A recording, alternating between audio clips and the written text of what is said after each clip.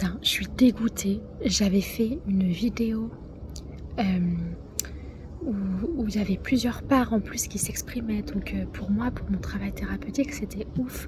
Parce qu'en fait, j'ai vraiment vu des différences. Parce que moi, je me rends pas compte en fait quand une part prend le dessus ou quoi.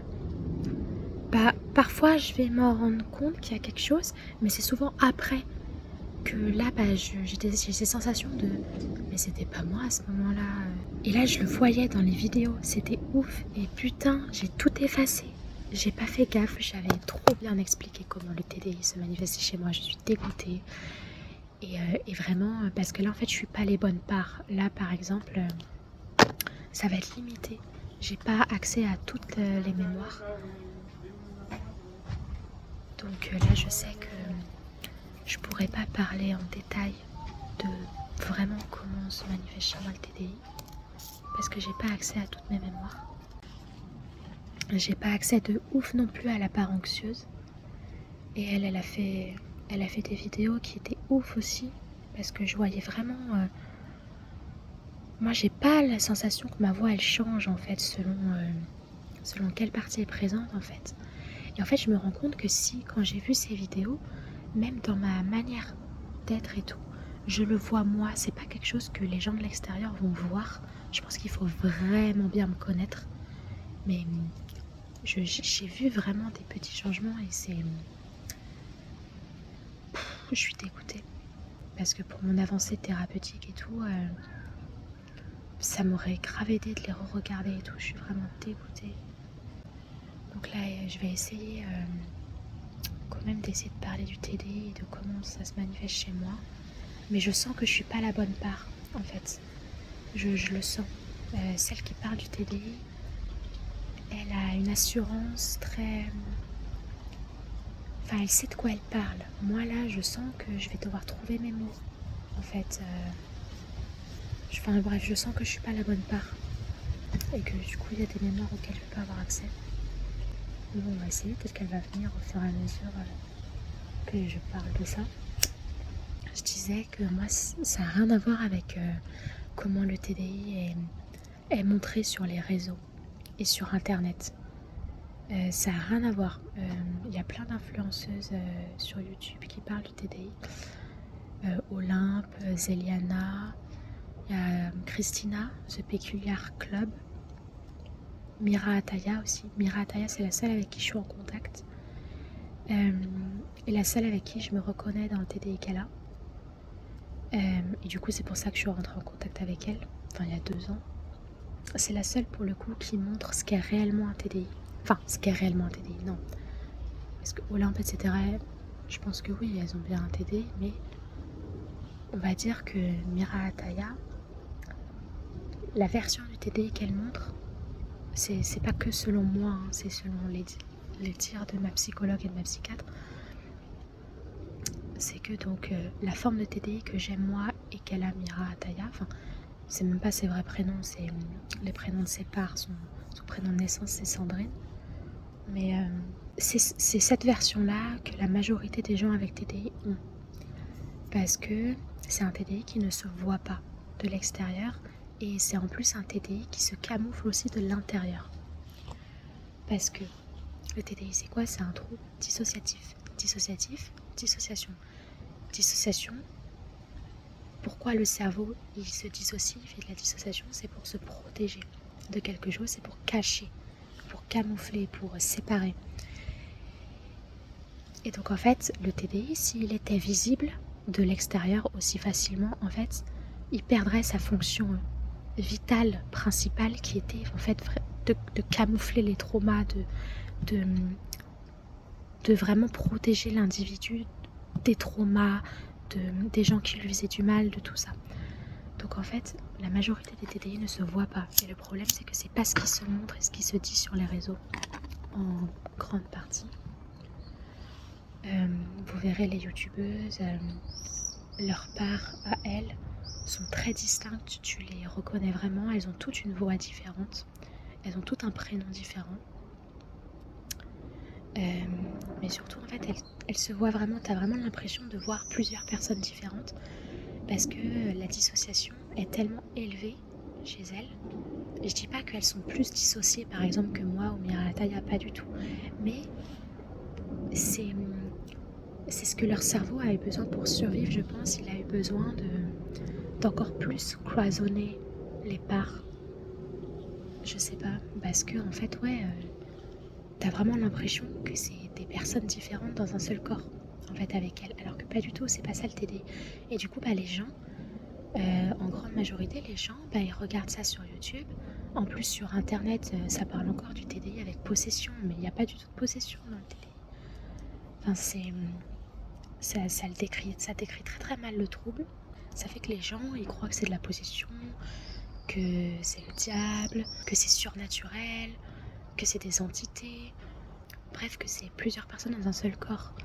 Et le pire, c'est que même les personnes concernées, Zéliana par exemple, pour accrocher les gens, pour que les gens viennent vers elle, je sais qu'elle a fait une vidéo, ou alors elle a été interviewée par quelqu'un, je crois que c'est ça, et elle avait dit qu'elle avait accepté que le mec, dans le titre, mette plusieurs dans un seul corps, un truc comme ça. Donc, comme ça, tu vois, moi j'aime pas trop ces youtubeuses-là parce qu'elles participent à une mauvaise image de ce trouble, à une mauvaise description, parce que c'est pas du tout comme ça que la majorité des gens avec un TDI vivent ce trouble-là, parce que c'est censé être un trouble qui protège. Mais si vous voulez vraiment voir en vidéo un TDI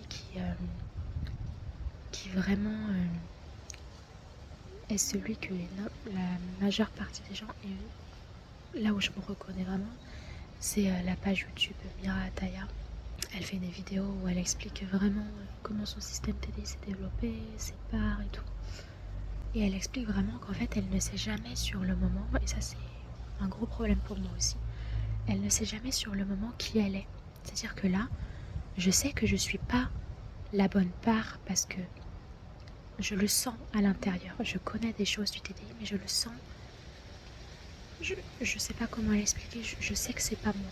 Je sais que c'est pas moi la connaisseuse pure du TDI qui a accès à toutes les mémoires pour pouvoir savoir comment le TDI se manifeste vraiment chez nous. En fait, je sais que c'est pas moi. Mais je sais pas qui je suis, en fait. Et Mirataya, c'est pareil. En fait, elle ne sait jamais qui elle est parce que les parts passent à travers elle pour justement camoufler. C'est-à-dire que moi, ma forme de TDI, je vais très rarement avoir des blackouts complets. Et les seuls blackouts complets que je peux avoir, c'est vraiment quand je suis toute seule, quand il ne va pas y avoir de gens extérieurs capables de voir, ou alors je vais extrêmement bien le cacher après et le masquer.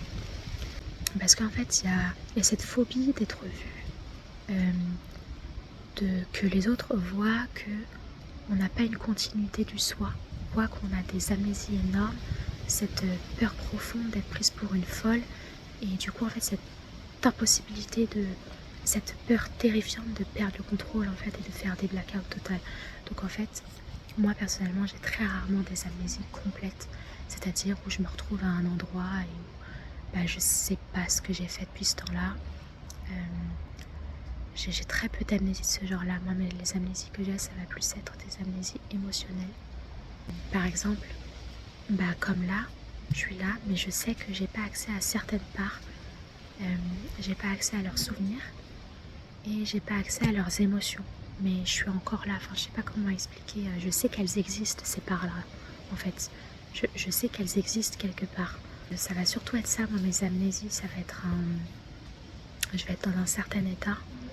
Et en fait, je vais avoir une impossibilité de me connecter à l'état dans lequel je me rappelle avoir été. Parfois, je vais avoir les souvenirs.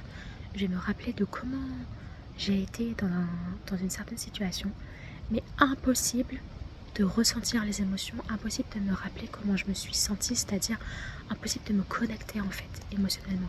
Il y a vraiment cette sensation que c'était pas moi, que c'était vraiment une autre personne. Donc c'est dans ce sens-là que mon amnésie se traduit le plus. Ça, j'en ai tous les jours, des amnésies de ce genre-là. Et après, ça va être des amnésies, c'est-à-dire je vais me rappeler des émotions, de ce que j'ai pu ressentir, mais je vais pas réussir à me rappeler vraiment de la situation, de ce qui s'est passé. Ça me le fait aussi souvent au niveau de la colère. Ça me l'a toujours fait Et j'avais jamais compris pourquoi. C'est un truc qui m'avait toujours perturbée. Et le diagnostic de TDI vient vraiment répondre à ça. C'est que par exemple la colère, elle ne reste jamais chez moi. Mais qu'en plus de ça, il y a une perte des souvenirs à chaque fois. C'est-à-dire, donc je pense que c'est une part en colère qui prend le contrôle à chaque fois quand il y a une embrouille, quelque chose qui fait mal et tout, et où du coup la colère s'exprime. En fait, au fur et à mesure, des jours après, je vais plus ressentir cette colère et je vais avoir de plus en plus de mal à me souvenir de pourquoi j'ai été en colère, qu'est-ce qui s'est passé, jusqu'au moment où je vais plus me souvenir du tout. Je vais savoir qu'il y a eu une embrouille, je vais savoir par exemple que je m'entends plus du tout avec cette personne, mais impossible de me rappeler pourquoi. Et ça, c'est tout le temps, c'est pas juste une fois où on pourrait se dire c'est normal, c'est rien, ça peut arriver à tout le monde. Non, non, c'est à chaque fois qu'il y a de la colère. À chaque fois, c'est comme ça. Et du coup, en fait, je suis obligée de me noter dans mes notes. Par exemple, là, avant que je vienne ici, j'ai été trahie par une personne. J'ai éprouvé une colère énorme. Mais encore une fois, je pense pas que c'était moi. Je pense que c'était une autre part. Parce que là, aujourd'hui, moi, j'ai une stratégie. C'est que, comme je sais qu'il y a un risque que j'oublie, je note. J'ai un dossier de notes pour le TDI dans mon téléphone, où justement, chaque part, en fait, elle va aller noter ce qu'elle estime être hyper important de ne pas oublier, en fait. Et du coup, ça m'est déjà arrivé durant l'hospitalisation de plus ressentir du tout cette colère et vraiment de me dire, pourquoi il y a quelque chose en moi qui pense avoir été trahi, etc. Et du coup, en fait, je me rappelle que il y a cette note décrite, je vais la relire. Et en fait, du coup, je lis tout ce dont une autre part se rappelle, tout ce dont l'autre part se rappelle de la trahison. Et du coup, en fait, là, je vais toujours pas être connectée aux émotions, hein. Je vais toujours pas ressentir de la colère et je vais toujours pas ressentir cette trahison. Mais les arguments que la part a écrits vont me faire me dire « Ah oui, c'est vrai, il y a vraiment une trahison, donc on maintient la prise de distance. » Tu vois, on maintient la rupture de contact. Donc c'est très très compliqué à gérer. Vraiment, c'est hyper compliqué à gérer là-dessus. Donc moi, mes amnésies, ça c'est vraiment au quotidien que j'ai ce type d'amnésie. Mais après, les amnésies vraiment de blackout total, comme ce qui est décrit sur les réseaux, sur le TDI, ce qui est décrit vraiment, c'est des amnésies de type blackout. Hein. C'est vraiment ça. Et même les youtubeuses Olympe, Selena, etc., c'est ce type d'amnésie-là dont elles parlent. Mais ça, moi, c'est des amnésies, alors que j'ai eu énormément durant mon adolescence, la nuit, quasiment toutes les nuits, j'avais des preuves le lendemain que j'avais fait des choses. Et j'avais vraiment cette sensation de devenir tarée. Je me rappelle, j'avais vraiment cette sensation de devenir tarée au réveil, d'être bonne à interner. J'avais cette sensation d'avoir été possédée la nuit. Je me réveillais le matin, je voyais que il y avait des trucs qui avaient bougé dans ma chambre. Je me rappelle le soir même, ça va être un truc tout con. Le soir même, ma bouteille, elle était remplie, ma bouteille d'eau. Le lendemain, il n'y avait plus d'eau dedans. Il n'y avait plus d'eau dedans. Ça, c'est un exemple parmi tant d'autres choses que voilà. Et vraiment, je me rappelle le matin. Et c'est là où je sais que c'est pas du somnambulisme ou de la dissociation. Déjà parce que j'ai eu une évaluation de diagnostic du TDI qui a duré hyper longtemps. Le SCID-D, SCID-D.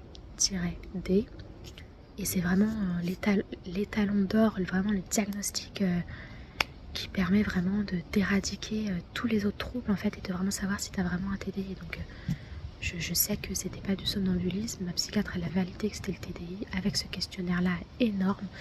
En gros j'ai eu 5 séances de 2 heures de diagnostic. Donc ça fait beaucoup d'heures d'évaluation de diagnostic. Donc voilà, mais j'avais vraiment cette sensation trop étrange que j'avais été possédée la nuit, que quelque chose d'autre avait pris le contrôle de mon corps. C'était trop bizarre. Et en plus de ça, c'était lié à mon père. Donc rien que ça, je sais que ça peut pas être du somnambulisme, mais que de la dissociation, parce que bizarrement, ces amnésies-là, alors je sais pas si je les avais avant l'âge de 10 ans parce que j'ai pas de souvenir. Enfin moi en tout cas j'ai pas de souvenir. Encore une fois ça fait partie des amnésies que j'ai, j'en parlerai juste après. Et en fait ça s'est arrêté quand mon père est parti de la maison. J'ai plus eu ces amnésies la nuit quand mon père est parti de la maison, à mes 18 ans. Donc il y a plein de choses qui se sont arrêtées de dissociatif quand mon père est parti de la maison. Donc c'est forcément de la dissociation. Il y avait aussi, alors ça c'est pas vraiment de l'amnésie, mais c'est plus, là pour le coup j'avais vraiment notion qu'il y avait une part qui était devant moi, qui avait pris le total contrôle du corps. Moi j'étais derrière, mais je pouvais pas, c'était plus de la dépersonnalisation, je pouvais rien faire avec mon corps, j'avais pas le contrôle. Et ça c'était la nuit, quand je me réveillais, il y avait un truc qui voulait absolument aller défoncer tout ce qu'il y avait dans le frigo. Je me rappelle, ce truc me faisait me réveiller en sursaut, j'avais aucun contrôle sur mes jambes, je me voyais derrière comme sur un siège passager dans une voiture. J'étais pas du tout au volant en fait, je me voyais derrière avec quelque chose à l'intérieur de moi qui contrôlait mon corps. Mais ça c'est plus de la dépersonnalisation, c'est pas de l'amnésie. Mais sinon voilà, des blackouts complets, j'en ai eu toute mon adolescence la nuit. Après pas avant mes 10 ans. Mais encore une fois ça dépend des parts, ça dépend de qui je suis sur le moment en fait. Moi par exemple j'ai une amnésie avant mes 10 ans. Donc en fait là j'ai pas du tout accès aux souvenirs, mais j'ai accès au fait, là à l'instant T, que je me rappelle qu'à l'intérieur de moi il y a une part qui sait qu'on a vécu de l'inceste par le père. Déjà juste le fait que j'arrive à dire le mot inceste là sans émotion, ça veut dire que je suis une autre part, mais je sais pas laquelle, parce que normalement je suis incapable de le dire.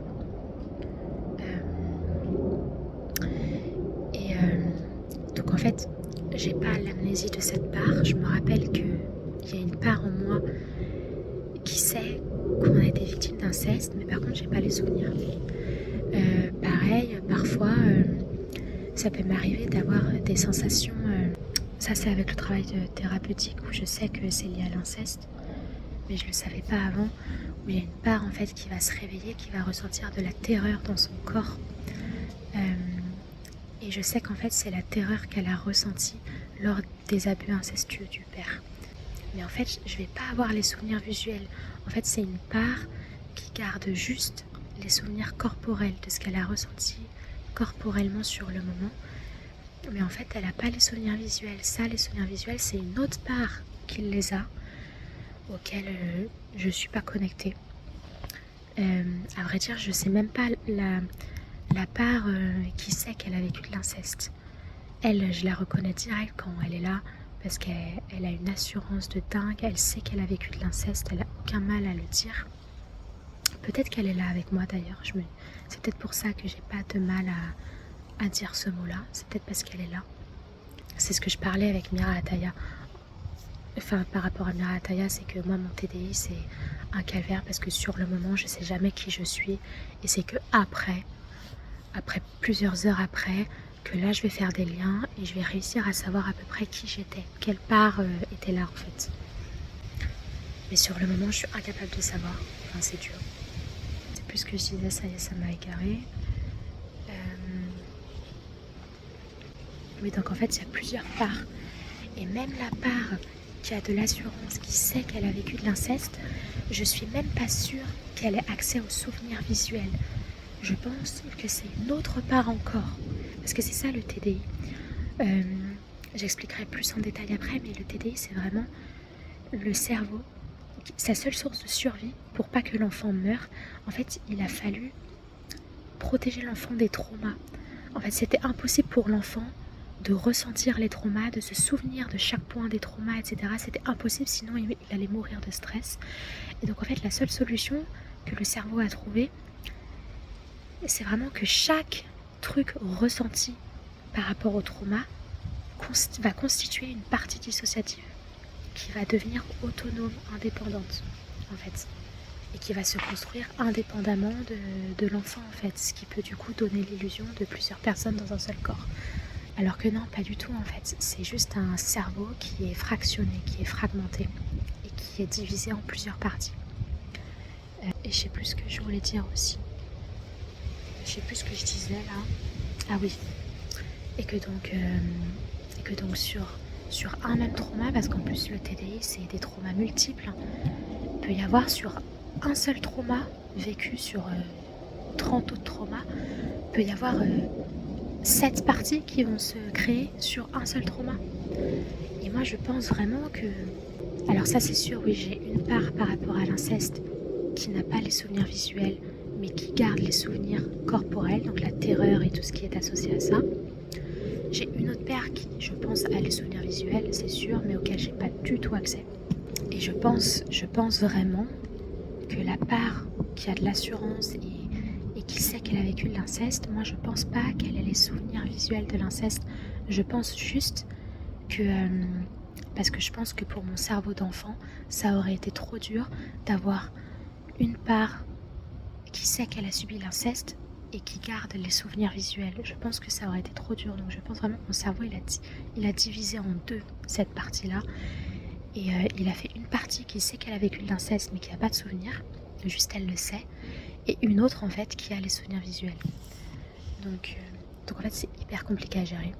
C'est pour ça en fait l'amnésie dans un TDI, et c'est ça que j'ai du mal avec les youtubeuses et ce qui est écrit sur internet, c'est qu'en fait on ne parle que des blackouts complets, mais en fait l'amnésie dans le TDI, elle est sous tous les angles. Elle ne s'arrête pas juste à des blackouts. En fait, elle peut prendre vraiment différentes formes. Voilà, et c'est ça que j'ai un peu de mal avec les youtubeuses en fait, c'est que vraiment elles donnent une image.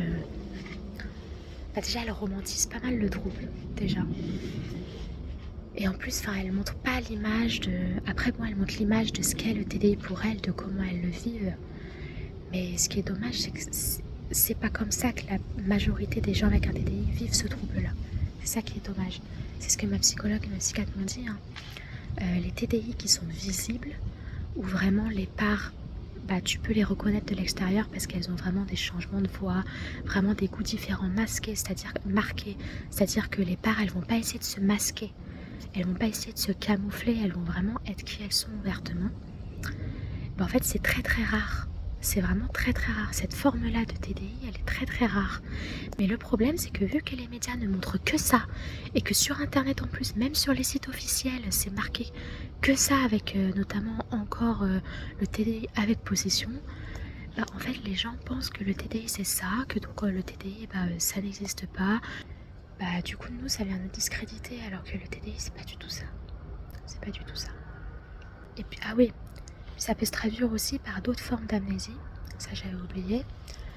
Tu vas perdre des compétences. Par exemple, moi je vais me prendre un exemple. Alors d'abord je vais donner un exemple lambda et après moi je vais me prendre un exemple. Ça peut être par exemple une personne qui sait très bien se servir d'un ordinateur, qui tous les jours travaille avec son ordinateur, voilà. Et à un moment donné, tu sais pas pourquoi, elle perd totalement la capacité, elle ne sait plus se servir d'un ordinateur. Elle se rappelle ce que c'est vaguement. Elle voit que c'est un ordinateur, mais elle est comme ça devant, elle ne sait plus s'en servir. Et voilà, comme ça. Et ça c'est de l'amnésie. Ça veut dire qu'en fait, il y a une autre part qui est avec elle, une part dissociative, qui elle... n'est pas elle, c'est-à-dire qu'il y a la part qui se sert de l'ordinateur chaque jour pour travailler par exemple, mais il y a d'autres parts en elle, il y a d'autres parts dissociatives, et toutes ces parts dissociatives ne se servent pas du coup de l'ordinateur toute la journée parce que c'est pas elles qui vont travailler avec l'ordinateur. En plus, il peut y avoir des parents-enfants. Souvent, il y a beaucoup de parents-enfants dans les systèmes TDI. Et les parents-enfants, souvent, elles sont plongées dans les traumas. C'est des parents-enfants traumatisés. Donc souvent, elles ne savent pas se servir d'un ordinateur. Ça peut arriver. Enfin, souvent, je dis souvent, non, mais ça peut arriver. En fait, c'est pour ça qu'elles perdent la capacité. C'est parce qu'en fait, il y a une part, il y a une autre partie avec elle qui n'est pas elle, qui du coup est dissociée d'elle, et qui du coup en fait n'a pas accès au souvenir de l'autre partie qui, elle, sait comment se servir d'un ordinateur. Donc en fait, elle ne peut pas apprendre comment se servir d'un ordinateur parce qu'elle n'a pas accès à l'autre part qui, elle, sait s'en servir pour travailler. Et donc en fait, quand elle va venir au contrôle du corps, ou quand elle va influencer, parce que toutes les parties ne prennent pas forcément le contrôle du corps, elles peuvent influencer la partie qui est au contrôle du corps. C'est là où généralement il y a beaucoup de personnes avec TDI qui peuvent entendre des voix. Et en fait, c'est pas du tout des voix de schizophrénie, hein, c'est pas des voix qui n'existent pas, c'est des vraies voix, elles existent parce que la dissociation c'est réel. Ça se voit sur IRM. Les parties dissociatives, elles sont réelles, hein, ce ne sont pas du tout de la folie ou des choses inventées, ou des personnages imaginaires, des amis imaginaires et tout, pas du tout. Ça pour le coup, il faut vraiment le comprendre, c'est que le cerveau il s'est structuré comme ça. Et ça je viendrai après parce que je parlerai comment le TDI s'est construit. Mais pour le coup, les parties dissociatives, elles existent réellement. Et donc en fait, les voix qu'on peut entendre, moi j'entends pas de voix, ça se manifeste d'une autre manière les voix chez moi. C'est des vraies voix, parce que les parties dissociatives, elles existent réellement. Et donc en fait, ce que je disais, c'est que du coup, quand la personne, elle va perdre la compétence de se servir de l'ordinateur, c'est pas parce qu'elle a un problème neurologique, c'est parce qu'en fait, il y a une autre partie dissociative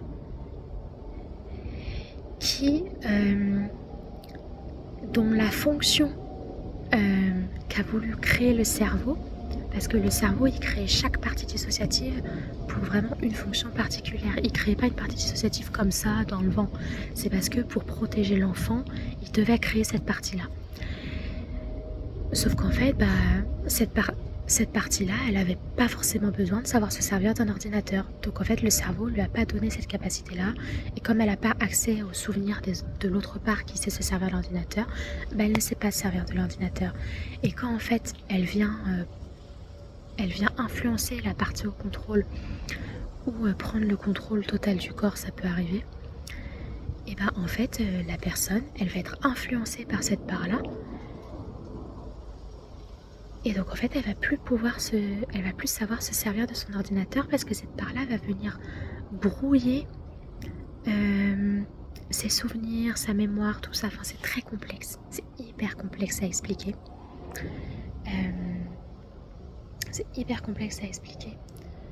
Moi, par exemple, ça me le fait très rarement. Ça, pour le coup, ça me le fait vraiment très très rarement, ce type d'amnésie. Mais ça m'est déjà arrivé. Mais c'est très très rare. Ça doit m'arriver peut-être 2 ou 3 fois par an maximum. Alors moi, la dernière fois que ça me l'a fait, c'était avec un avocat. Moi, faut savoir, un avocat à la nourriture. Moi, faut savoir que les avocats, j'en mange toutes les semaines. J'en mange au moins 3 fois par semaine. Donc, je sais comment on coupe ça. Je connais par cœur. Et en fait, ça me l'a fait 2 fois, je crois, avec un avocat. Ça me l'a fait 2 fois, cette amnésie-là. En fait... Et comme moi, je sais jamais qui je suis sur le moment, et comme en fait, ça aussi c'est un truc que j'aime pas dans ce que les youtubeuses montrent, c'est qu'en fait, dans ce qu'elles montrent, leur switch, donc en fait, quand une partie vient influencer une autre, et que du coup ça va se voir chez elle, ou qui va prendre le total contrôle du corps, en fait, en plus que ça se voit chez elle quand une part est là, une autre est là, etc. En fait, leurs switches sont très visibles. C'est-à-dire que de l'extérieur, tu peux voir qu'elles ont switché. Il y a Olympe qui a fait une vidéo sur Ça commence aujourd'hui. On voit le switch. On voit vraiment parce qu'il y a vraiment le changement de voix et même dans son regard, sa posture, son vocabulaire qu'elle emploie et tout, on voit que c'est plus la même. Sauf qu'en fait, c'est très rare ce truc-là. Généralement, les switches, ils ne se voient pas. Parce que le but du TDI, encore une fois, c'est de protéger, c'est de camoufler. Mais en fait, ça va pas seulement, la plupart du temps, être caché de l'extérieur. Ça va aussi être caché de l'intérieur. Parce que le but du TDI, c'est aussi protéger l'individu lui-même des propres traumas qu'il a vécu. Et donc, en fait, moi, je remarque quasiment jamais quand je switch. En fait, quand il y a une autre part qui est là avec moi, j'arrive un petit peu plus qu'avant avec le travail thérapeutique que je fais avec ma psychologue spécialisée. Et justement à travers les vidéos, c'est pour ça que je suis dégoûtée d'avoir perdu mes vidéos, parce que là je l'ai vraiment vu. Mais sinon, intérieurement, je ne sens pas le switch. Je ne le sens pas arriver, c'est comme ça voilà. Parce que en fait, la dissociation fait que moi je le sais, quand j'ai des blackouts complets, quand j'ai la preuve qu'une autre partie a pris le dessus sur moi, je suis flippée à mort. Et je sais qu'en fait je ne pourrais pas survivre si j'avais un TDI comme Olympe par exemple, qui se voyait de l'extérieur et que même moi je voyais, je pourrais pas survivre. Ça, je serais en panique totale tout le temps, je pourrais pas. Je serais en panique de moi-même, je pourrais pas, je le sais que je ne pourrais pas. Donc je pense que le cerveau a bien su faire les choses avec moi. En fait il va lisser les switches, il va vraiment les lisser, c'est-à-dire que je vais pas me rendre compte. C'est que plusieurs heures après que là je vais pouvoir me dire ah mais là c'était pas vraiment moi. Voilà. Après comme je dis, avec mon évolution thérapeutique, j'arrive de plus en plus quand même à me rendre compte quand je ressens des choses assez flagrantes en moi qui sont différentes, où là je me dis ah je pense qu'il y a une autre part avec moi. Mais comme le switch il reste camouflé, je sais pas qui c'est l'autre part avec moi en fait. Enfin c'est très difficile en tout cas de savoir qui c'est. Et voilà, je savais que j'allais m'égarer, je sais plus pourquoi j'en suis venue à parler des switches. Ah si, voilà. Parce qu'en fait, moi, sur le moment, je me rends pas compte. Et donc, en fait, je me retrouvais face à mon avocat, mais je m'étais pas rendu compte qu'il y avait une autre part avec moi, en fait. J'entendais pas de voix, j'avais pas de pensée qui m'était imposée. Je m'étais pas rendu compte, mais je me suis retrouvée dans l'avocat, devant l'avocat avec mon couteau. J'étais devant, hein. J'étais comme ça. J'étais comme ça, dans ma tête, je me disais, c'est trop bizarre, parce que je sais couper un avocat, je le sais, j'en mange tout le temps. Mais là, je sais pas pourquoi, je sais plus. En fait, j'avais connaissance qu'en temps normal, je sais couper un avocat, mais là, en fait, je savais plus couper l'avocat. Et ça, c'est vraiment la dépersonnalisation, c'est vraiment le symptôme typique de la dissociation. Ça, c'est vraiment le symptôme typique. Et en fait, impossible de comment couper l'avocat, je l'ai coupé n'importe comment. Mais vraiment n'importe comment, je ne savais plus comment couper un avocat. Et peut-être que dit comme ça, les gens vont se dire, bah écoute, ça peut arriver, tout ça. Mais non, vraiment, j'en ai parlé à ma neuropsychologue en plus aussi, parce que je voulais avoir son avis, vu qu'elle est spécialiste de la mémoire, avec les troubles cognitifs, etc. Et qu'on parlait justement à ce rendez-vous-là des différents types de mémoire, mémoire épisodique, etc., mémoire sémantique, etc. Et je voulais qu'elle me dise si selon elle,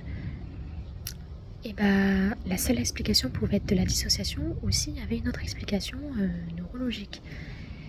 Et donc avec toutes ces connaissances qu'elle avait et avec des recherches, elle m'a dit qu'elle avait beaucoup de recherches en dehors de ce rendez-vous-là. Elle m'a dit que non, c'est pas possible. Et que la dissociation, c'est la seule explication possible à ça. Parce que ce type de mémoire-là, en fait, où tu perds vraiment la compétence alors que de base, tu sais que tu l'avais, et qu'en plus, c'est pas définitif, c'est-à-dire que, je sais pas, 3 jours après ou une semaine après, j'ai racheté un avocat, je savais très bien comment couper. Donc, non, elle m'a dit ça, pour le coup, non, ça n'existe pas en fait, et qu'il y a que elle voyait que la dissociation comme seule explication possible. Donc voilà, ça se traduit aussi par ce type d'amnésie là, c'est sur le moment, t'as une autre partie qui elle n'a pas connaissance, à mon avis ça devait être une partie qui mange pas d'avocat, peut-être une partie enfant, c'est ce que ma psychologue m'a dit, et qui du coup ne sait pas cuisiner. Pourquoi elle est venue à ce moment-là, j'en sais rien, il y avait peut-être un élément déclencheur mais que moi j'ai pas conscientisé. Mais du coup qui fait que elle était là, elle m'influençait sans que je me rende compte. Et du coup, quand elle était là, je perdais la capacité de couper un avocat. Mais c'est hyper perturbant quand ça arrive. C'est comme quand il y avait mes amnésies la nuit. T'as vraiment cette sensation d'être folle. C'est-à-dire qu'en fait, tu sais, vraiment j'étais là devant l'avocat. J'étais là, je me disais, mais je sais que je sais couper un avocat en temps normal. J'adore l'avocat, je sais que j'ai cette compétence-là. Mais là, je n'arrive pas à accéder à comment on fait. Et t'as l'impression vraiment d'être possédée. en fait, vraiment. T'as l'impression d'être bonne qu'à être internée. C'est un truc de ouf. Vraiment, t'as vraiment la sensation d'être folle. Vraiment. Ça me l'a aussi fait sous la douche. J'ai une part dissociative, je pense qu'elle est liée à l'inceste aussi. Après, à quel trauma incestueux? Je ne sais pas parce que je pense qu'il y en a eu beaucoup. Mais en tout cas, elle est liée à l'inceste. Parce que j'ai une part qui a la phobie des cheveux morts. Mais en fait, avec le travail thérapeutique que j'ai fait, parce que j'ai essayé de travailler avec elle, avec cette part-là en thérapie, avec ma psychologue, en fait, c'était le nom que je lui donnais avant. Je l'appelais la part qui a la phobie des cheveux morts. Mais en fait, avec le travail que j'ai fait en psychologue, en essayant de communiquer avec cette part-là, en fait, c'est une part qui a la phobie d'être contaminée. Enfin, ouais, c'est ça, mais pas contaminée dans le sens de devenir malade. C'est dans un autre sens.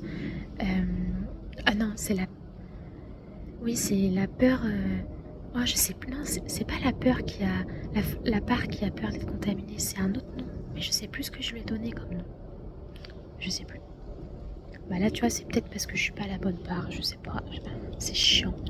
J'ai une part, du coup... On va l'appeler comme ça, qui a la phobie des cheveux morts.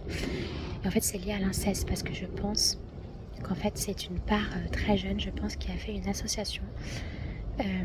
Soit durant un abus incestuel, elle a vu un cheveu. Peut-être qu'elle a vu ses propres cheveux, peut-être qu'elle a vu un cheveu mort sur un drap, sur un vêtement, pendant l'abus. Et peut-être que mon cerveau, pour me protéger, il a vu en ce cheveu un espoir, une possibilité de se déconnecter du trauma. Et en fait, c'est une part qui garde toutes les émotions. Alors, c'est pas du tout la même que la part terrifiée. C'est deux parts totalement différentes qui n'ont pas les mêmes souvenirs. Elles sont toutes deux liées à l'inceste, mais elles sont pas du tout connectées. C'est pas du tout les mêmes parts. Et ça, pour le coup, je le sens vraiment à l'intérieur. Là, c'est vraiment une part qui a associé les cheveux avec la saleté identitaire. Et en fait, quand je vois un cheveu mort, je suis terrifiée. Quand je dis je suis, c'est la part, mais comme elle passe à travers moi, je dis je, mais c'est la part, c'est pas moi. Moi, j'ai pas ce sentiment que c'est moi. Donc quand je vais voir des cheveux morts, je vais être paralysée. Je vais être sidérée, je vais plus pouvoir bouger, je vais avoir des frissons partout dans le corps. Et je peux crier, je peux pousser un cri de terreur. Ça me l'a souvent fait où j'ai fait « Ah !» comme ça, où vraiment je suis horrifiée, je suis terrifiée des cheveux morts. Et en fait, moi j'ai toujours trouvé ça très bizarre, la phobie des cheveux morts. Mais en fait, avec le travail thérapeutique, en communiquant avec cette partie, je me suis rendu compte qu'en fait, c'est pas du tout ça. En fait, elle a pas du tout la phobie des cheveux morts. Durant un abus, je sais pas lequel, j'ai pas le souvenir, mais je sais juste que c'est lié à l'inceste. Durant un abus, c'est que des hypothèses que je me fais parce qu'elle m'a pas donné une réponse claire. Mais en gros, elle a sûrement vu un cheveu mort. Un cheveu mort quelque part durant l'inceste. Et en fait, le cerveau, pour me protéger, il a mis toutes les émotions d'horreur que j'ai ressenties enfant pendant cet inceste-là. Il a créé une partie pour contenir ces émotions-là, pour que j'ai pas cette sensation que c'est moi, parce que c'est ça le TDI. C'est parce que si moi j'avais la sensation que tout est moi, que l'inceste c'est moi, que toutes ces parts c'est moi, en fait je mourrais de stress tellement en fait le choc traumatique serait trop violent pour moi. Donc c'est pour ça en fait mon cerveau il a été dans l'obligation de m'amener à une discontinuité du moi, c'est-à-dire ressentir des choses qui ne sont pas moi, pour que je n'ai pas la sensation de me dire que c'est moi qui ai vécu ça. Parce que sinon, je meurs de stress, en fait. C'est simple, en fait. Et donc, en fait, mon cerveau, il a créé cette part parce que pour survivre, je ne pouvais pas garder ces émotions. Je ne pouvais pas me dire que c'était moi, ces émotions-là. Que c'était moi qui ressentais ça. Donc, il a créé une part dissociative liée à ces émotions-là. et qui a associé toutes ses émotions aux cheveux morts.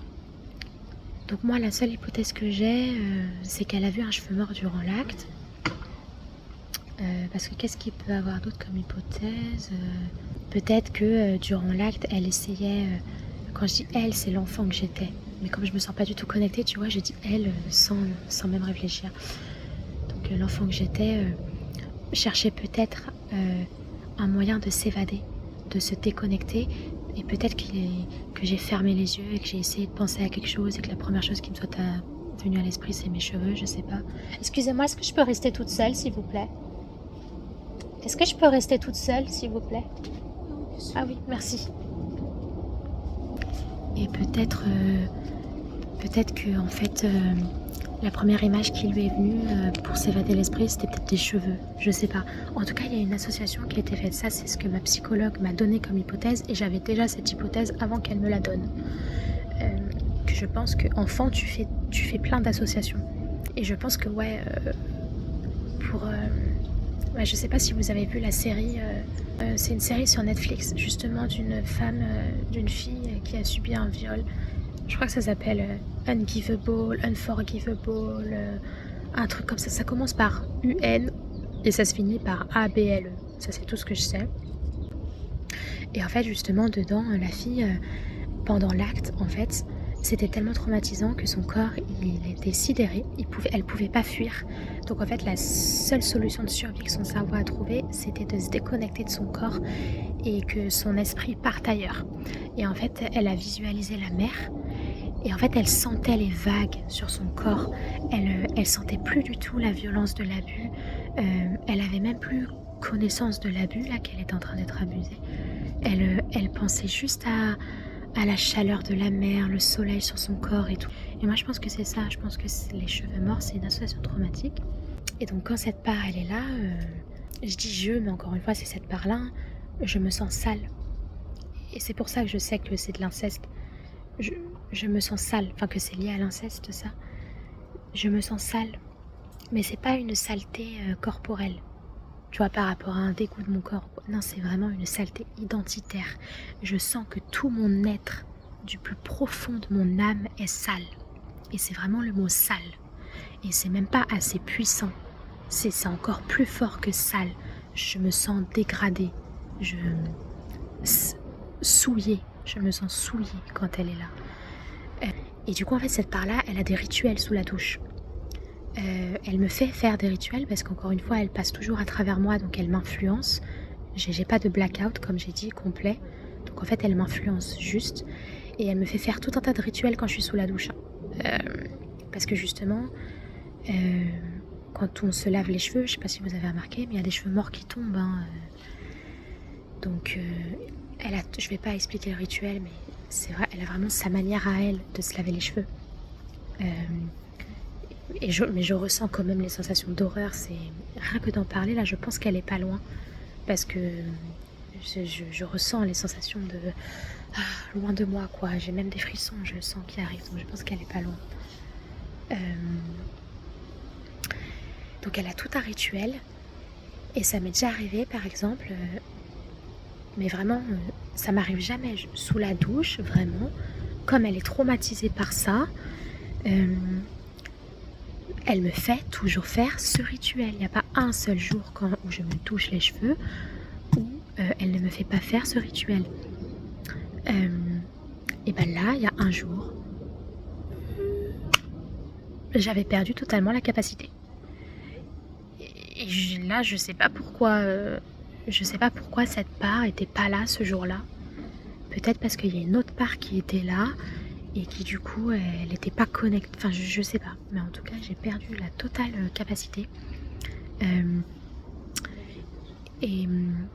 Parce que je pense qu'en fait à ce moment-là, j'étais pas celle que je suis. Encore une fois, là, je sais pas qui je suis. Mais j'étais pas celle que je suis. Je pense que j'étais la part qui a la phobie des cheveux morts. Donc cette part-là avait pris le contrôle total, donc j'étais la part qui avait les cheveux morts, et je pense que je devais être influencée par une autre part, ou par plusieurs parts, parce que on peut être influencé par plusieurs parts en même temps, et ça peut devenir un bordel dans le cerveau parce que tu peux avoir plein de contradictions, mais totalement différentes que ce qu'une personne lambda peut ressentir. Parce qu'une personne lambda, elle peut ressentir plein de contradictions en même temps, mais en fait, tout va être lié. Alors que moi, rien ne va être lié. Je vais vraiment sentir qu'il y a une part qui pense ça, une autre qui pense ça, une autre qui pense ça, que c'est pas moi, et là c'est pas moi, et là c'est pas moi. C'est une galère totale. Et c'est ça que les gens aussi comprennent pas, c'est que quand on dit qu'on a, par exemple, moi j'ai une part sociable. Et en fait, j'ai entendu beaucoup de gens, beaucoup de témoignages de gens qui avaient des parts sociables avec un TDI, recevoir des réponses en mode mais tout le monde a des parts, tout le monde est différent selon un contexte, je vais pas être la même personne quand je suis au travail, quand je suis avec mes amis, avec mes enfants, etc. Oui, c'est un fait. C'est d'ailleurs, c'est pour ça que le TDI existe et pourquoi il se crée. C'est parce qu'à la base des bases, quand on est enfant, on est tous constitués en termes de parties. Donc oui, on a tous des parts de soi. Mais pour une personne qui n'a pas un TDI, toutes ces parts de soi, elles sont liées. Quand tu es dans la part qui est au travail et qu'après tu vas à la maison et tu dois t'occuper de tes enfants, tu sais toujours que c'est toi. Tu sais toujours que tu es la même personne. Juste, tu prends un rôle différent parce que là, tu n'es plus au travail. Mais tu sais toujours que tu es la même personne, tu as accès aux mêmes souvenirs, tu as une continuité du soi. Nous, avec le TDI, on n'a pas cette continuité du soi. On passe d'un état à un autre avec rupture de mémoire et vraiment cette sensation que c'était pas nous. Et du coup, vraiment avec des amnésies. Et c'est ça que les gens, en fait, ils comprennent pas. C'est que oui, tout le monde a des parts de soi, mais tout le monde n'a pas des parts dissociées. Ça, c'est différent. Et je sais plus pourquoi je disais ça. Attends, il y a Corinne, l'infirmière, qui arrive. Ah, c'est bien, vous. Oui. Les bons plans. Oui. Non, mais non, parce que... Désolée, j'étais avec une infirmière. C'est chiant parce qu'en fait, je fais que du masking. Mais en fait, je le fais pas exprès. C'est en fait, c'est le but du TDI, en fait. C'est on a tellement peur que les autres voient nos parties dissociatives et qu'on nous prenne pour des fous qu'en fait, je suis obligée de masquer. Et donc, en fait, ils savent que j'ai un TDI parce que ma psychiatre, dans le courrier d'hospi qu'elle a fait, dans le courrier d'adressage pour m'hospitaliser, elle a marqué mon diagnostic trouble dissociatif de l'identité. Mais en fait, là, je suis sûre qu'ils sont persuadés que j'ai pas un TDI. J'en suis persuadée. Parce qu'en fait, je fais que le cacher. Par exemple, là, l'état dans lequel je suis dans un état où c'est ok pour moi de retourner à la résidence plus tard, en fait. Sauf qu'ils savent pas que j'ai aussi une autre part qui est elle... si, ils le savent, mais ils pensent que c'est terminé. Et moi, en fait, je vais masquer, je vais pas leur dire, mais j'ai une autre part à l'intérieur de moi.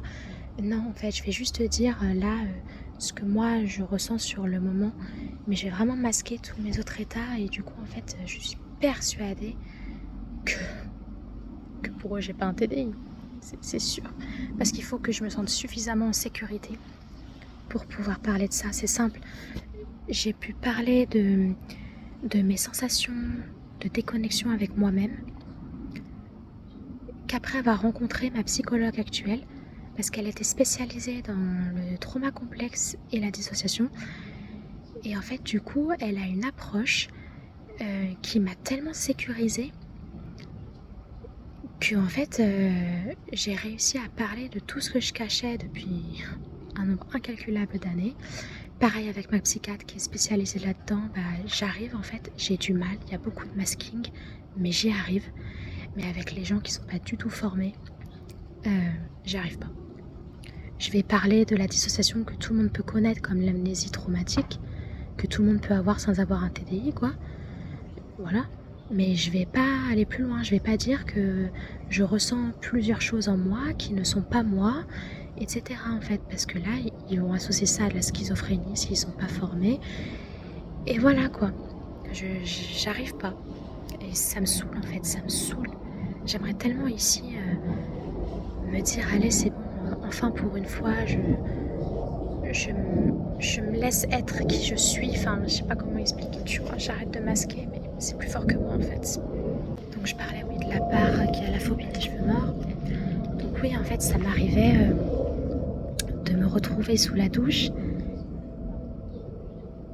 et de plus savoir c'était quoi le rituel. Genre en fait j'étais dans le même état que pour l'avocat, c'est-à-dire qu'en fait dans ma tête, c'est pour ça que je dis que je pense que sur le moment j'étais cette part-là. J'étais pas la part que je suis là, j'étais la part qui a la phobie des cheveux morts, mais j'étais influencée par une autre part parce que quand ça m'arrivait en fait, j'avais conscience que j'avais un rituel à faire. Et je savais que là en fait, il faut que je fasse un rituel, sinon je vais pas me sentir bien. Que je savais que j'avais une manière spécifique, bien spécifique de me laver les cheveux, mais impossible de savoir. Et ça, cet entre-deux, t'as l'impression de devenir fou. Parce que tu sais qu'il y a quelque chose. Tu sais que t'es censé savoir. Mais impossible de savoir. Et là, t'as juste la sensation d'être mais complètement taré. Voilà, c'est les deux exemples qui me viennent parce que ça m'arrive tellement rarement que voilà. Mais donc voilà, l'amnésie du TDI, comme je l'ai dit, elle ne s'arrête pas qu'au blackout total. C'est beaucoup plus que ça, l'amnésie dans le TDI. Et ça, c'est dommage qu'ils n'en parlent pas, les youtubeuses, mais aussi sur internet. Ils parlent que de pas se souvenir de souvenirs importants, des choses comme ça. Oui, c'est très fréquent dans le TDI. Je dirais même que c'est limite un symptôme général d'avoir plusieurs années à la suite dont t'as pas de souvenir, comme moi avant mes 10 ans. Et du coup, voilà comment se manifeste aussi autrement le TDI chez moi. C'est déjà beaucoup, putain. Je suis sûre que j'ai d'autres exemples. Mais là, en fait, je pense qu'entre-temps, dans la vidéo, tu vois, je me rappelle qu'au tout début, je disais que j'étais pas la bonne part pour parler du TDI, mais je pense qu'elle est venue, la part du TDI, au fur et à mesure. Parce que je me revois avec cette assurance et vraiment me souvenir de tout. C'est pour ça que je vais regarder cette vidéo parce que je vais essayer de voir si je vois le switch, quoi. Je vais essayer de voir. Parce que souvent, en fait, il n'y a pas de changement de voix ou quoi. Souvent, c'est vraiment juste des changements très subtils. Donc, je vais essayer de voir. Mais là, tu vois, je ressens qu'après avoir discuté avec l'infirmière, je ressens que je suis plus la part qui sait des choses sur le TDI. Qui, du moins, n'a pas toutes les mémoires. Donc, il faudrait qu'elle revienne si c'est possible. Seulement, c'est pas sur commande, c'est ça qui est chiant. Enfin, ça fait partie du travail thérapeutique, hein. D'arriver justement un jour à pouvoir instaurer une communication entre toutes les parts. Parce que le but de la thérapie en TDI, c'est pas forcément d'arriver à réunir toutes les parts pour ne former qu'une seule et même personne. Réunir la mémoire, la conscience du soi. Parce que souvent, chez beaucoup de personnes TDI, c'est pas possible. Et moi, je pense que ce sera jamais possible parce que je suis tellement terrifiée d'avoir les souvenirs de l'inceste du père, les souvenirs visuels, que je suis pas sûre que j'arriverai à réunir. Et puis, même le cerveau, il a été construit comme ça. En fait, c'est vraiment structurellement, le cerveau s'est construit en partie dissociative. Et du coup, en fait, même si avec la thérapie, tu arrives à réunir toutes tes parts et à du coup ne faire plus qu'un, à avoir une continuité du soi, en fait, il suffit juste que tu aies un nouveau traumatisme pour que ton système y redisjoncte et hop, le TDI réapparaît. En fait, parce que c'est un trouble neurodéveloppemental. En fait, c'est même pas un trouble psychiatrique, le TDI. Pour moi, on devrait le décrire comme un trouble neurodéveloppemental parce que c'est vraiment la structure du cerveau qui se modifie, en fait. Donc, un TDI, c'est à vie, en fait. C'est-à-dire que même si tu arrives à acquérir une conscience du soi en réunissant toutes tes parts et tout, qu'il n'y ait plus d'amnésie, tout ça, en fait, il suffit juste que tu te retapes un nouveau traumatisme et hop, ça revient. La dissociation structurelle revient. Donc il y a ça, c'est un des objectifs, mais toutes les personnes avec un TDI n'y arrivent pas, et moi je suis clairement pas sûre d'y arriver, et je sais même pas si j'ai envie d'y arriver en fait. Il y a un autre objectif thérapeutique qui associe ça à de la guérison du TDI, c'est d'arriver en fait à instaurer une communication entre toutes tes parts, ce qui fait que tu as moins d'amnésie, tu as toujours cette discontinuité du soi, mais les parts sont quand même un peu plus reliées entre elles. Et il y a une meilleure communication, ce qui fait qu'en fait tu peux arriver à gérer tes déclencheurs et à gérer les parts quand elles viennent. C'est-à-dire que tu peux faire en sorte qu'elles viennent sur commande. C'est-à-dire, tu as besoin d'elles dans une certaine situation, tu essaies de communiquer à l'intérieur, tu essaies de les appeler et hop, elles viennent en fait.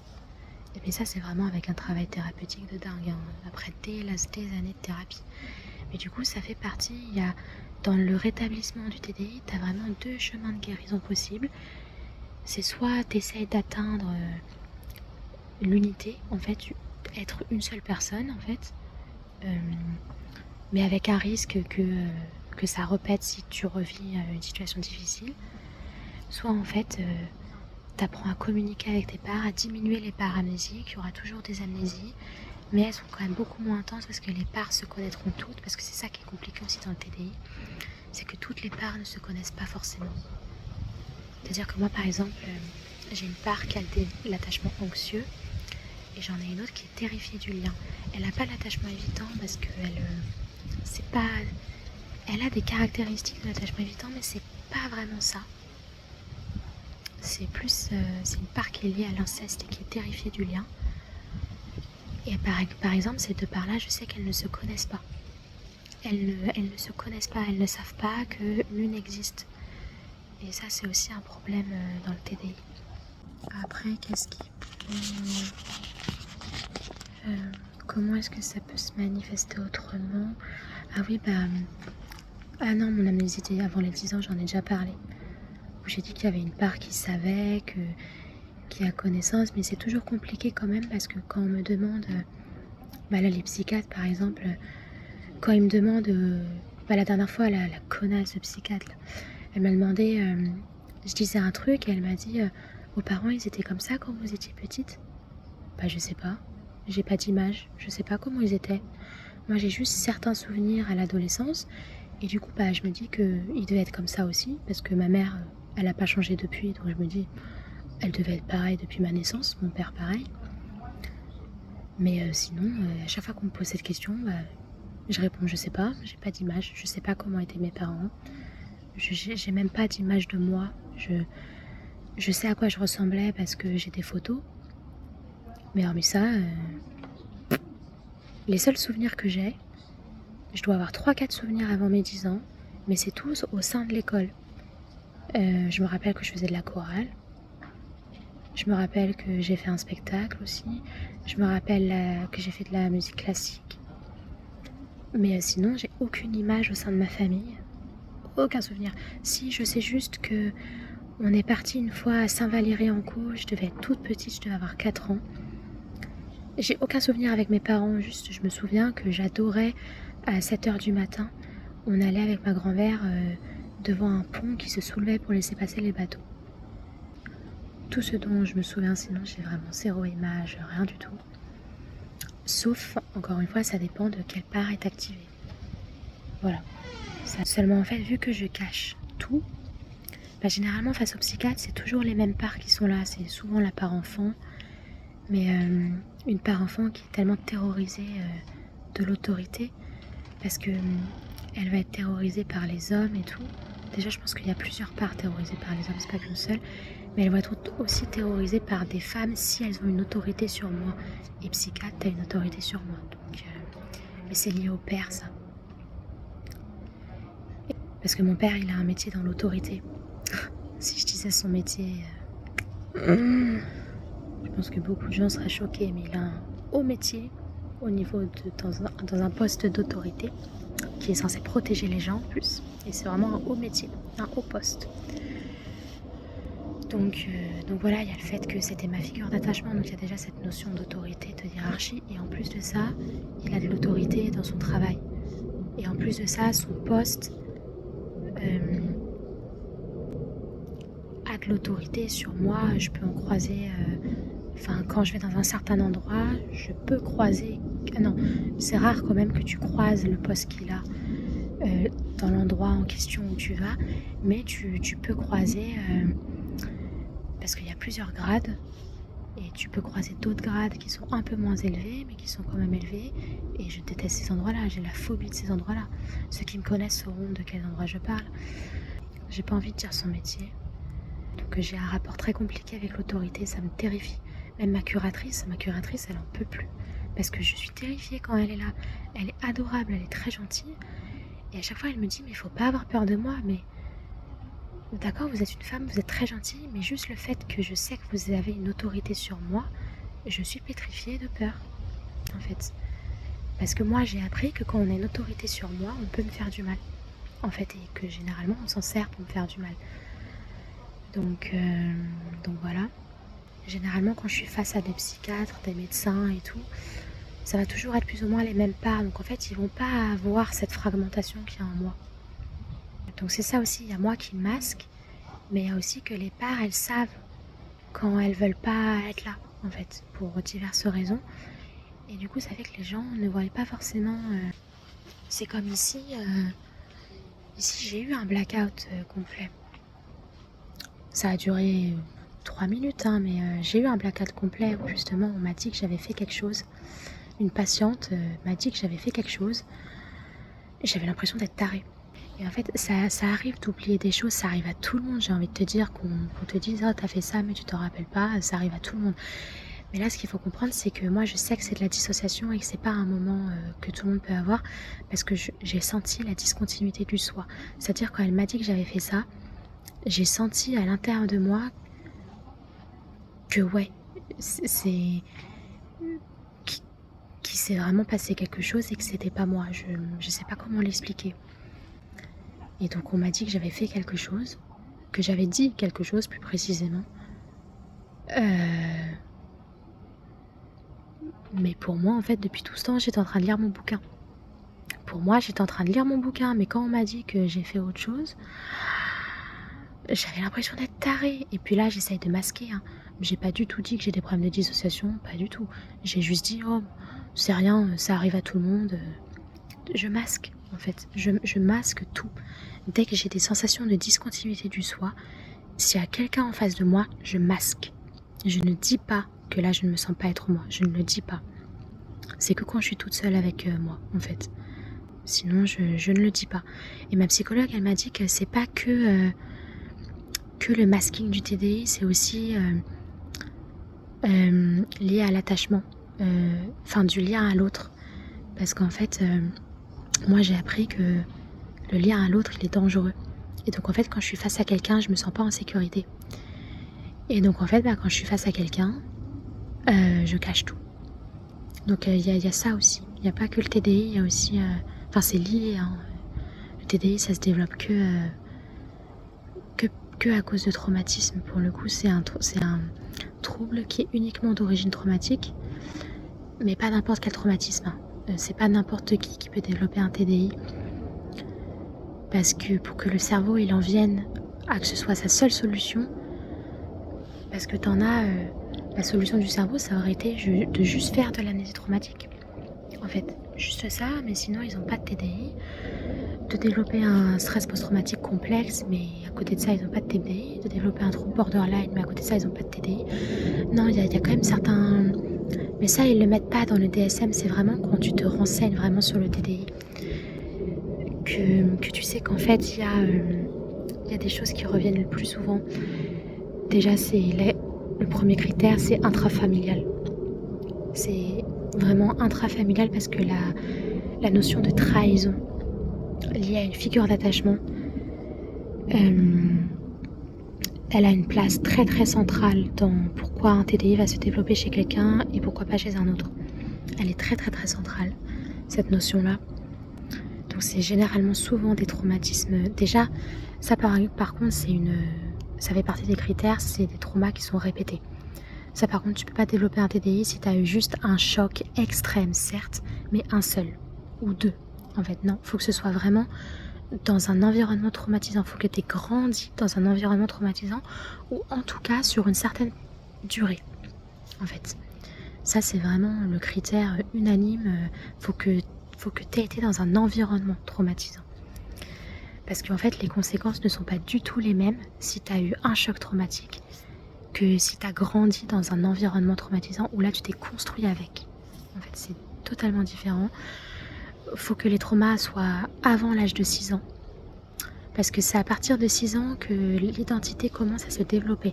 Elle est officiellement développée vers l'âge de 8-9 ans, mais elle commence déjà à se consolider vers l'âge de 6 ans. Donc il faut que les traumas se soient passés avant l'âge de 6 ans. Alors oui, il y a d'autres traumas qui vont arriver après aussi, et qui font que le TDI, mais pour que le cerveau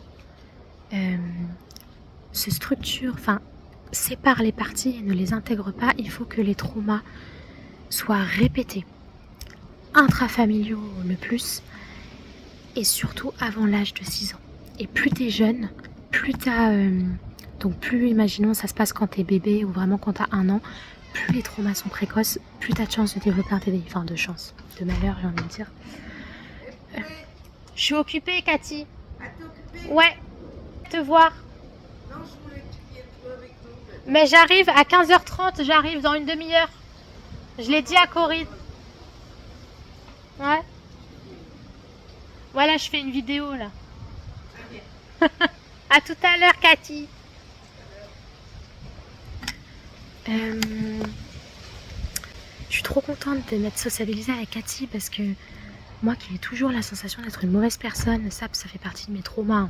J'ai la sensation, c'est pour ça que je suis hyper dépendante du regard des gens et que 10 personnes peuvent penser du bien de moi. Si une seule personne pense du mal de moi, ça va m'atteindre, mais un truc de dingue.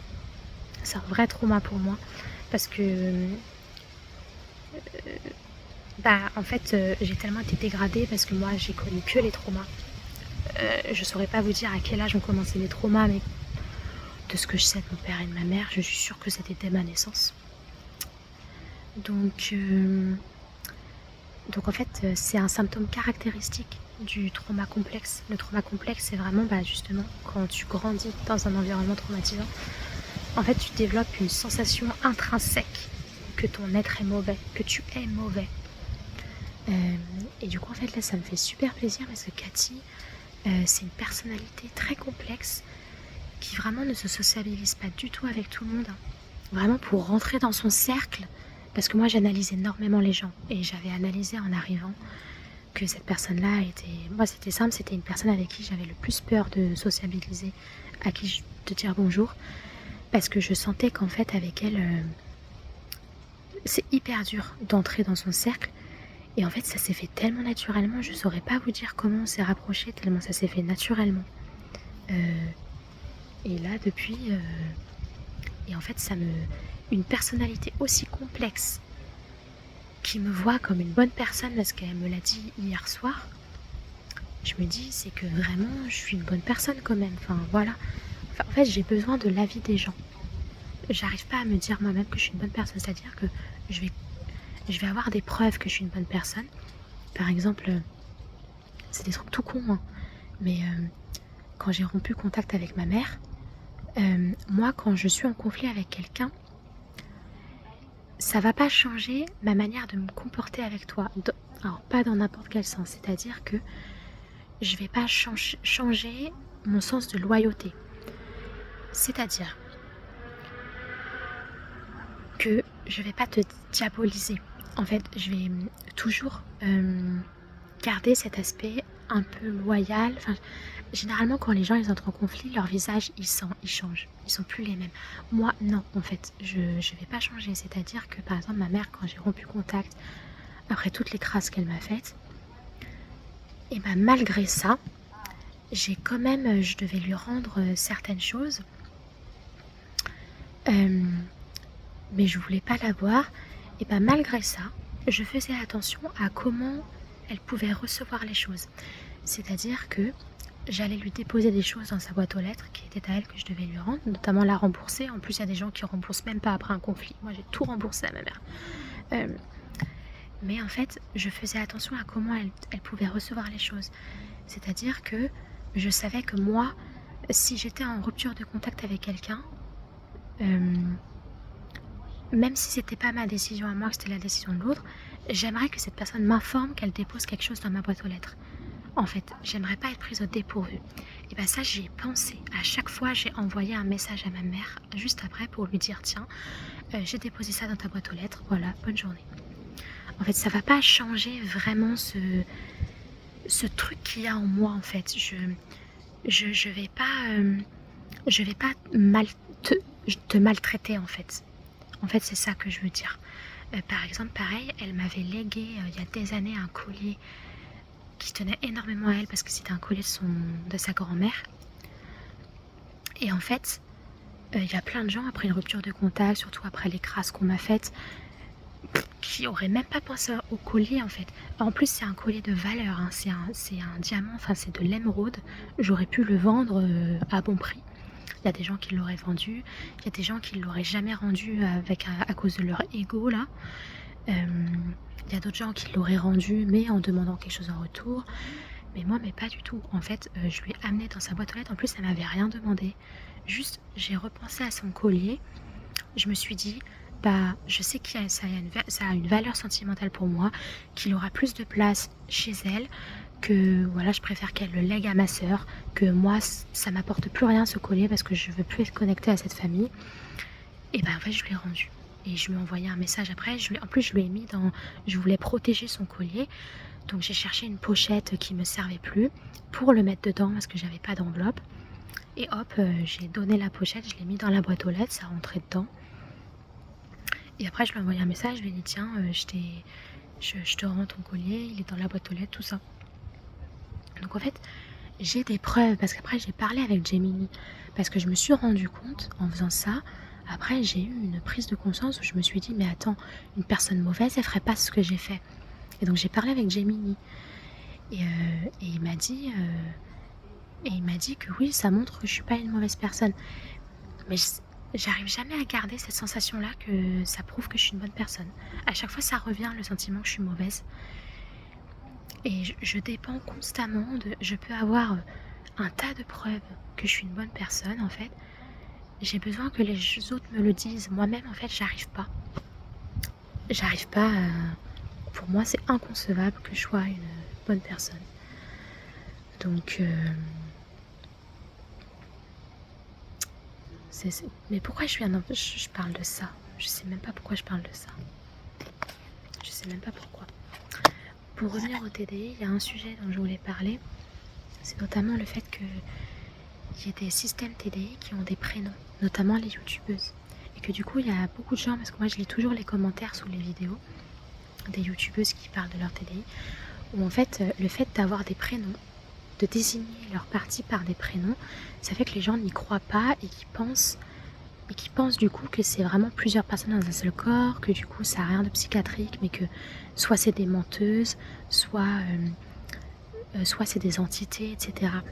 Mais en fait, après vous avoir expliqué ça, vraiment, vous allez vous rendre compte que c'est hyper logique que leur partie ait des prénoms. Attendez.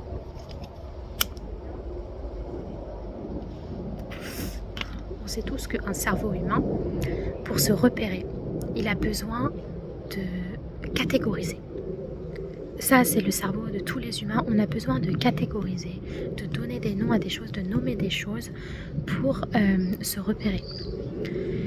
Et en fait, quand tu as des états de discontinuité du soi à l'intérieur, que tu as vraiment des états, tu les sens pas connectés à toi, que quand tu es dans un certain état, bah, tu as une certaine mémoire, tu as certaines émotions que tu n'as pas dans d'autres états. En fait, le cerveau humain, naturellement, il va essayer de nommer ces choses pour mieux se repérer, en fait, pour savoir que, ah tiens, là je ressens ça, donc c'est cette part-là qui est là, donc c'est Lucie, par exemple, tu vois. En fait, ça n'a rien de plus logique. Moi, par exemple, je ne donne pas de prénom à cause de ma phobie d'être visible de l'extérieur, qu'on sache que j'ai un TDI, qu'on me voit comme une folle, etc. en fait. Donc en fait, moi, je ne donne pas de prénom. Moi, ça va être, je vais appeler ces parts-là par leur fonction. La part terrifiée, la part anxieuse, la part sociable. Ah oui, j'en ai pas parlé de celle-là. La part qui s'arrache les cheveux. Voilà, parce que j'ai aussi une part qui s'arrache les cheveux. La part qui a la phobie des cheveux morts. Voilà, moi je les nomme par leur fonction. Je leur donne pas des prénoms. Mais il y a des systèmes TDI où, pour se construire, moi j'ai pas eu besoin de prénoms. Moi, juste donner nommer leurs fonctions, ça me suffit. mais il y a des gens, on est tous différents, on a tous notre propre manière de se repérer et de fonctionner. Il y en a qui ont un TDI, leur manière de se repérer, ça aura été de donner des prénoms, en fait, tout simplement. En plus, souvent aussi, la dissociation peut être tellement importante que, en fait, les parts dissociatives peuvent devenir hyper indépendantes, hyper autonomes, avec vraiment donner l'illusion d'être vraiment une personne différente. Alors que non, il ne faut jamais oublier que c'est la dissociation qui fait ça, mais c'est une seule et même personne. Mais ça peut donner cette sensation-là, et du coup, les parts elles-mêmes ont un sens autonome, et donc les parts elles-mêmes peuvent choisir leur propre prénom. Donc ça peut être perturbant, oui, mais quand on comprend vraiment comment fonctionne un TDI, comment ça se développe et tout a son sens. En fait, le TDI, il est juste hyper complexe à comprendre, mais dès que tu as compris tout le fonctionnement de ce trouble, en fait, c'est juste un trouble hyper logique de réaction à des traumatismes violents et précoces. Tout est logique dans le TDI. Et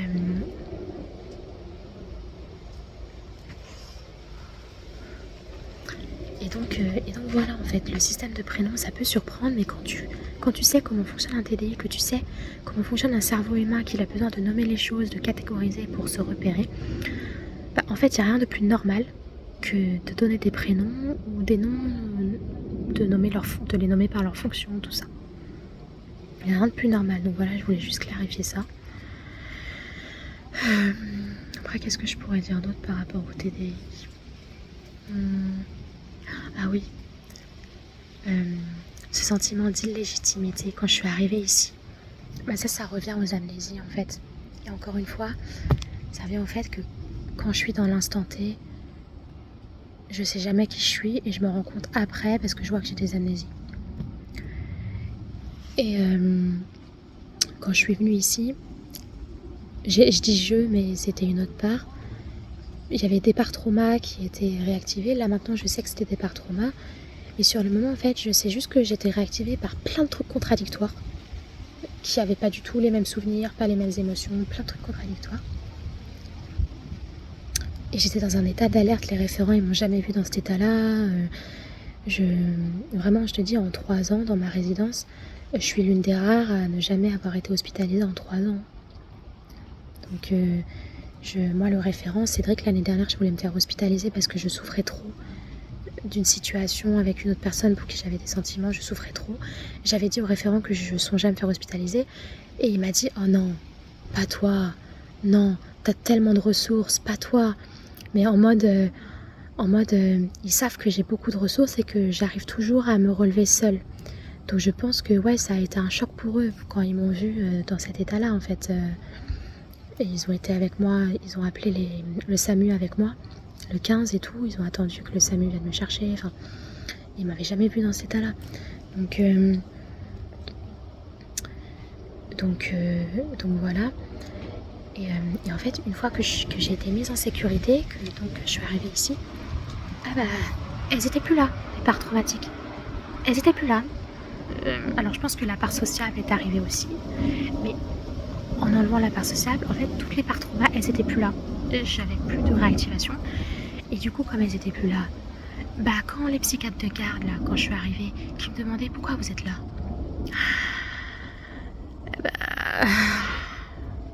comment je vais leur expliquer ça ? Je me sentais totalement illégitime, j'avais un gros syndrome de l'imposteur. J'avais une sensation que je manipulais tout le monde, que je volais la place de quelqu'un, que j'avais pas ma place ici, que quelqu'un de mieux méritait sa place ici, qui en avait vraiment besoin. Je me sentais totalement illégitime parce que j'étais bien. Une fois que j'étais mise en sécurité ici, les parts trauma, elles avaient plus de raison de se sentir en danger parce qu'elles étaient loin du lieu qui les réactivait. Donc en fait, tout était calme en moi. Et du coup, j'avais de l'amnésie qui se formait. J'avais de plus en plus de mal face au psychiatre à me rappeler pourquoi j'étais venue, pourquoi j'ai demandé à me faire hospitaliser. Et surtout, le plus difficile à gérer, c'est que j'avais plus les émotions. Donc en fait, sauf qu'en fait, je savais qu'il fallait que je reste ici parce que je me souvenais quand même que j'avais ces parts-là. Et que je savais que si je retournais dans l'environnement d'où je venais, elles seraient réactivées et du coup, en fait, je redemanderais à me faire hospitaliser. Donc en fait, je savais qu'il fallait que je mente face à eux parce que pour moi, c'était mentir, parce que c'était pas moi qui était réactivé. Donc en fait, vu que c'était pas moi, parce que j'avais pas du tout accès aux émotions et aux souvenirs, en fait, je mentais au psychiatre. Mais ça me demandait une force terrible de mentir, parce que en fait, il fallait que je me remette, ou plutôt que je me mette, parce que me remettre non, que je me mette dans des émotions dont j'arrive pas à me connecter. Donc ça a été un enfer. Quand les psychiatres ils me demandaient pourquoi, qu'est-ce qui vous a amené à vous retrouver dans cette situation-là, il me restait quelques souvenirs, des personnes impliquées qui m'ont amené ici, mais j'avais pas les émotions. Donc en fait, si vous voulez, je parlais aux psychiatres, je pleurais pas. Je leur disais que j'étais en sidération parce qu'en fait justement j'essayais de mentir. En fait c'était pas moi qui étais en sidération, c'était les autres parts qui étaient en sidération. Et que moi je sais que si on me renvoie là-bas, si on me prend pas au sérieux que je dois être hospitalisée, on va me renvoyer là-bas et là les parts elles vont prendre toute la place et je vais redevenir sidérée. Donc en fait je savais qu'il fallait que je mente pour me protéger et pour vraiment travailler ici. Mais ça putain quand on est dissocié c'est tellement compliqué. Mais en fait, du coup, fallait que je mente, fallait que je dise que là, je suis sidérée. Sauf qu'en fait, j'étais pas sidérée. Parce que j'allais bien, là, j'étais ailleurs, j'étais dans un nouvel endroit, je me sentais en sécurité. Donc voilà.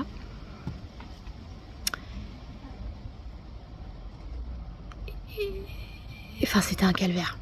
Et j'ai dû raconter ça à au moins 4 psychiatres, parce que j'ai vu au moins 3 psychiatres de garde. Parce que dès que je suis arrivée aux urgences, je me suis sentie en sécurité. Et je me rappelle, j'ai eu Juliette, ma référente du SAVS, au téléphone pendant que j'étais aux urgences. Je lui ai dit que je me sentais en sécurité ici. Elle m'a dit que c'est bien la première fois qu'elle entend quelqu'un dire qu'il se sent en sécurité aux urgences. Aux urgences, j'avais plus de par-trauma. Donc en fait, j'avais plus de dissociation. Enfin, j'avais plus de sidération. Et donc en fait, quand j'ai vu 2 psychiatres de garde aux urgences. J'en ai vu une à Saint-Germain-en-Laye et une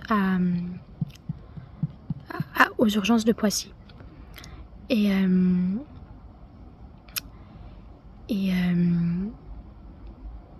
en fait, j'ai dû mentir, en fait. J'ai dû dire que j'étais en état de sidération pour qu'on me prenne au sérieux et qu'on me prenne au sérieux que je suis en état de crise. Enfin, mais tout en masquant, en disant pas que c'est pas moi qui suis en état de crise, mais c'est d'autres par trauma. Parce qu'encore une fois, je peux pas dire que j'ai un TDI, je suis bloquée. Et donc, je disais qu'en fait, je devais mentir parce que je sais qu'il fallait que je me fasse hospitaliser. En fait, voilà. Et enfin, c'était... Et là, du coup, ça va mieux parce que pendant de nombreux jours ici, j'avais aucun problème. En plus, c'est la part sociable qui a déboulé, donc laisse tomber. Tu peux être sûr que là, les parts trauma, elles n'étaient plus là du tout. Mais là, ça fait quelques jours, il y a des choses qui ont réactivé les parts trauma ici parce que j'ai appris certaines choses ici à la résidence. Je pense qu'une personne, si jamais elle a l'audace, enfin le courage plutôt de regarder toute cette vidéo parce qu'elle va être hyper longue, elle se reconnaîtra. Elle se reconnaîtra, elle qui m'a envoyé un message pour me dire ce qui se disait ce qui se disait quoi. Et donc ça a réactivé des parts trauma. Et là pour le coup en fait, là du coup ça diminue ce sentiment d'illégitimité parce que du coup là, même si je ne dis pas que c'est pas moi qui ressens tout ça, mais que c'est d'autres parts, etc. En fait, ils voient que ça va pas. En fait, ils voient quand il y a d'autres parts. Ils vont pas savoir que c'est d'autres parts. Ils vont croire que c'est toujours moi, voilà, parce que je leur dis pas que j'ai un TDI. Mais ils vont voir que à certains moments, ça va pas. Donc en fait, là, j'ai un peu plus ce sentiment d'être à ma place, de ne pas voler la place de quelqu'un. Mais vraiment, c'est pour ça que je dis en fait le TDI, c'est pas juste ce qu'on lit sur internet, c'est vraiment très très handicapant. Vraiment. C'est vraiment très très très handicapant.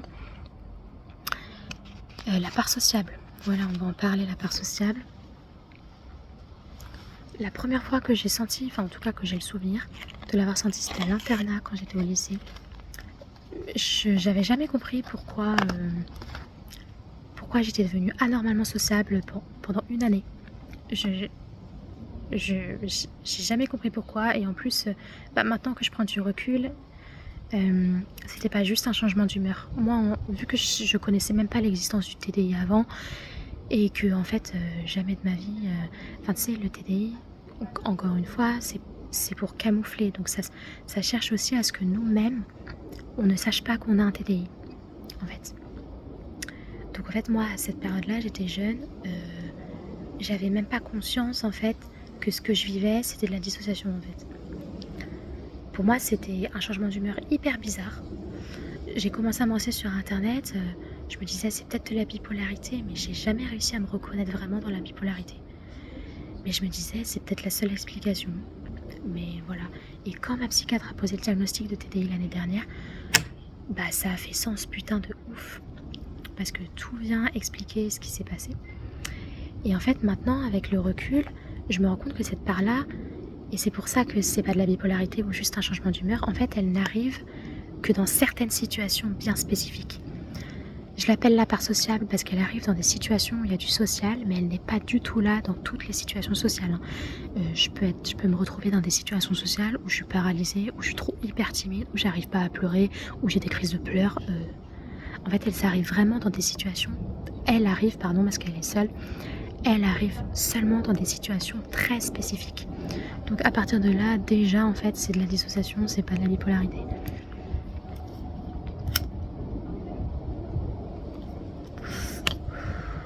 Je l'ai senti 3 fois. Une fois à l'internat, une fois quand j'ai emménagé à la résidence accueil là où je vis, une autre fois ici, à la clinique, enfin à l'hôpital. Et donc en fait, moi j'ai compris du coup, parce que j'ai analysé, j'ai compris qu'en fait elle n'intervient que lorsque je suis confinée avec d'autres gens, que lorsque en fait j'ai pas d'autre choix que de sociabiliser pour survivre en fait au final. Donc en fait, elle n'intervient que dans ces moments-là. Quand j'ai pas d'autre choix, c'est-à-dire quand je vis quotidiennement avec les gens. En fait, elle va pas être là, par exemple, quand je vais avoir des événements sociaux ponctuels. Par exemple, avant, j'allais au GEM, mais je veux dire, je vivais pas avec les gens. On dort pas ensemble au GEM, quoi. On a chacun nos chez soi, on se voit et après on rentre chez nous. Donc en fait, dans ces situations-là, la part sociale, elle va pas être là. Elle va vraiment être là quand les gens, je dois les voir tous les jours, que je dois vivre avec eux. En fait, et à l'internat, je devais partager des chambres avec eux. À la résidence accueil, il y a une salle commune et en plus, si on va pas souvent, si les référents ne nous voient pas souvent, en fait, ils peuvent nous appeler, venir toquer chez nous, nous poser des questions. Donc en fait, c'est une question de survie. Je dois me sociabiliser. Pareil, ici, je dois me sociabiliser en fait. Donc ça vient que dans ces circonstances-là.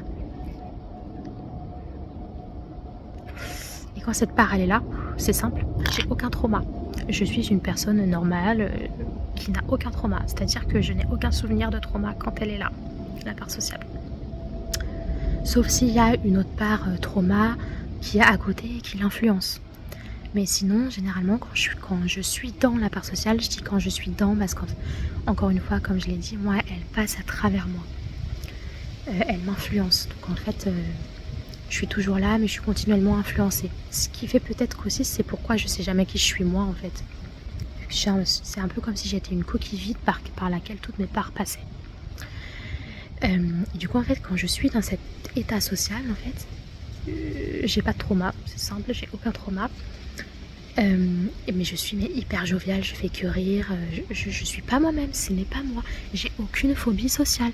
Est-ce que vous avez déjà entendu dire quelqu'un qui a une phobie sociale, dire que dans certaines situations sociales, en plus où tu es enfermé avec des gens, tu n'as pas de phobie sociale? Non, parce que c'est la dissociation qui fait ça, en fait.